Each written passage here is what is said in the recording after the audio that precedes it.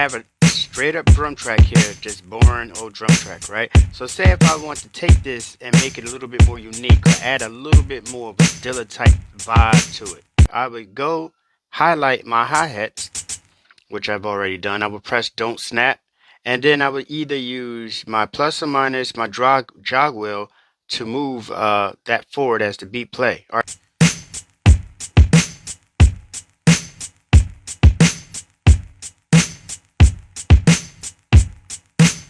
Now, as you can hear it now, it's starting to get a little bit more herky-jerky. By simply moving your hi-hats up, you can give your track a whole nother vibe.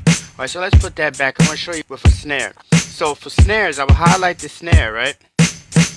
And I would move that forward or back depending on the vibe you want.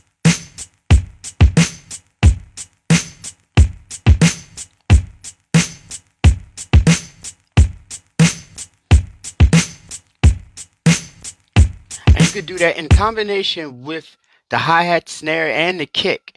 So just simply shifting things back and forth can give you a whole different vibe. Y'all support me so I can keep making this valuable content for you guys. I appreciate you.